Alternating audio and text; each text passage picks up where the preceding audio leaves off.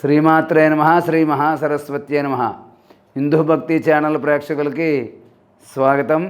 మనం ఈ రోజున వ్యాపారంలో, వృత్తిలో, ఉద్యోగంలో మంచి అభివృద్ధి సాధించాలి అంటే ఎటువంటి పరిహారాలు పాటించాలో మనం తెలుసుకుందాం.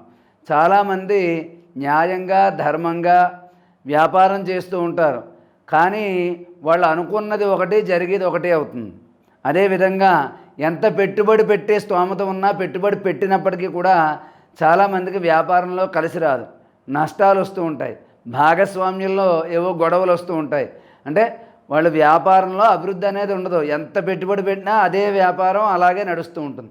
కాబట్టి ఇటువంటి వారు వృత్తిలో కానీ, ఉద్యోగంలో కానీ, వ్యాపారంలో కానీ మంచి అభివృద్ధిలోకి రావాలంటే ఏమి చేయాలి అంటే, దేనికైనా వ్యాపారమైనా, వృత్తి అయినా, ఉద్యోగమైనా మనకి అభివృద్ధిలోకి రావాలి అంటే మేధస్సు బాగుండాలి, మన ఆలోచనా శక్తి బాగుండాలి, సమయస్ఫూర్తి ఉండాలి.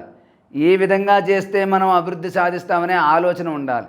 దీని అంతటికీ కూడా ఏమిటి? బుద్ధి కారణం, దానికి బుధుడు కారణం.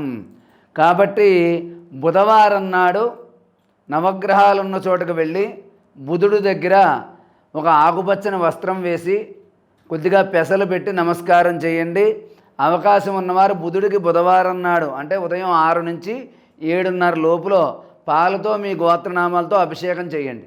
ఇది అయిపోయిన తర్వాత మీ ఇంట్లో దేవుడి మందిరంలో మహావిష్ణువు యొక్క చిత్రపటాన్ని పెట్టుకుని అక్కడ 5 బుధవారాలు ప్రతిరోజు ఉదయం 6 నుంచి 7:30 మధ్యలో, అంటే అప్పుడు బుధహోర ఉంటుంది, బుధవారం బుధహోరతో ప్రారంభమవుతుంది. కాబట్టి ఆ హోరా కాలంలోనే చేయడం మరింత విశేషాన్ని కలగజేస్తుంది.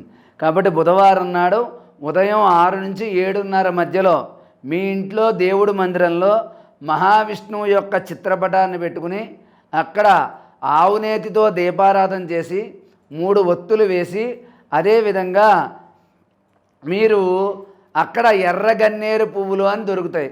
ఆ ఎర్రగన్నేరు పువ్వులు తెచ్చుకుని 108 పువ్వులతో ఓం నమో భగవతే విష్ణవే నమః యొక్క మంత్రాన్ని మరొక్కసారి చెప్తున్నాను. ఓం నమో భగవతే విష్ణవే నమః ఈ యొక్క మంత్రాన్ని స్మరిస్తూ 108 పువ్వులు అక్కడ పెట్టండి.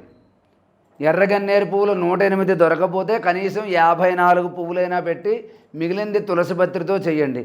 సంపూర్ణమైనటువంటి ఫలితం రావాలి అంటే 108 ఎర్రగన్నేరు పువ్వులతోటి 5 బుధవారాలు ఈ విధంగా చేయాలి. 5 బుధవారాలు ఈ విధంగా చేయాలి.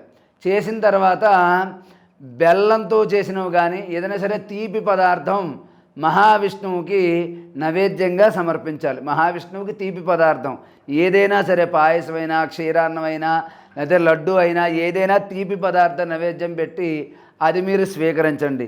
ఇలా చేయడంతో పాటు మీరు వ్యాపారం చేసే చోటైనా, మీ ఇంట్లోనైనా సమస్యలు ఎక్కువగా ఉన్నప్పుడు ఒక గ్లాసులో నీళ్లు పోసుకుని దాంట్లో పసుపు వేసి, పటిక అని పూజా స్టోర్లో దొరుకుతుంది, దాన్ని తీసుకొచ్చి కొద్దిగా పొడి చేసి దాన్ని దాంట్లో వేసి కలిపి మీ ఇష్టదైవాన్ని తలుచుకుంటూ ఆ యొక్క వ్యాపార స్థలం అంతా కూడా జల్లడం, మీరు వ్యాపారం చేసే వస్తువుల మీద మీ డబ్బులు పెట్టుకునే గల్లా పెట్టి అంటారు అక్కడ జల్లడం.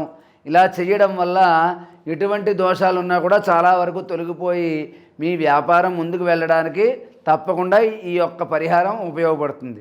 కాబట్టి ఎవరైతే నేను చెప్పిన పరిహారాన్ని 5 బుధవారాలు పాటించడం, ప్రతిరోజు ఉదయం సాయంత్రం వ్యాపార స్థలం దగ్గర పసుపు పట్టిగా కలిపిన నీళ్లు చల్లడం, అవకాశం ఉన్న ప్రతిసారి సాంబ్రాణి ధూపం వేయడం వల్ల మీ వ్యాపారం కొద్ది రోజుల్లోనే అభివృద్ధిలోకి వస్తుంది. అదేవిధంగా మీకు ఇంకా ఏమైనా సరే జాతకపరమైన దోషాల గురించి కానీ, ఈ యొక్క వృత్తి వ్యాపారాల గురించి సందేహాలు ఉంటే మమ్మల్ని సంప్రదించి మీ సమస్యలకి సమాధానం పొంది సుఖమైన జీవితాన్ని మీరు సాగించాలని చెప్పి మీ అందరినీ కూడా ఆశీర్వదిస్తూ సర్వే జనా సుఖినో భవంతు. స్వస్తి.